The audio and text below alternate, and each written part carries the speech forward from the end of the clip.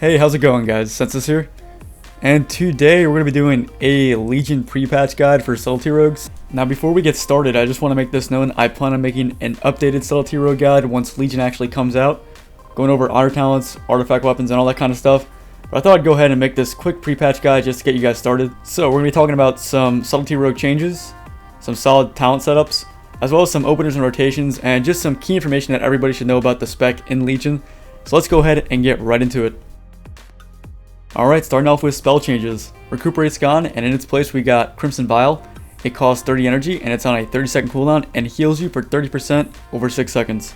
Next up, Rupture's gone, and in its place we have Nightblade. Nightblade costs 25 energy, and it puts a dot on your target, and this dot inflicts shadow damage over a specified amount of time depending on how many combo points you spend on the ability.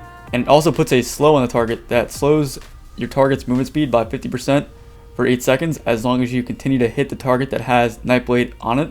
Now the only downside to this ability is that since it is shadow damage, it can be dispelled or cloaked. Next up we have Shadow Blades. A lot of you guys that played back in Mists of Pandaria probably remember this ability. It works the exact same way as it did back in MoP. It causes your auto attacks to deal shadow damage and also gives you an additional combo point on any ability that you use that generates combo points. Next up we have Shadow Dance. Now this ability pretty much works the exact same way as it did in WoD and previous expansions, except for one key aspect. You have 3 charges on it, and each charge only lasts for 3 seconds without having any sort of talent or honor talent attached to it. So for example, if you're spec'd into Subterfuge, it'll increase Shadow Dance's duration by 2 seconds, so instead of having a 3-second Shadow Dance, you'll have a 5-second Shadow Dance. And as far as honor talents go, if you're spec'd into Phantom Assassin, it'll increase Shadow Dance's duration by an additional 3 seconds. So instead of having a 3-second Shadow Dance, you'll have a 6-second Shadow Dance. And if you're spec'd both into Subterfuge and Phantom Assassin, you'll have an 8-second Shadow Dance. So Shadow Dance's duration does vary depending on how you spec. Moving on to Shadow Strike. Shadow Strike replaced Ambush, and it pretty much works pretty similarly to Ambush. It costs 40 energy, but it also has a 25-yard range, and it will teleport you behind your target whenever you use it. Next up we have Symbols of Death. It costs 35 energy and has a 10-second cooldown, and this is pretty much the new Slice and Dice. You want to keep this up at all times.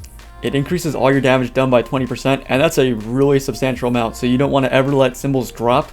Now it does say that it requires stealth to put up, but you could also use it while you're shadow dancing.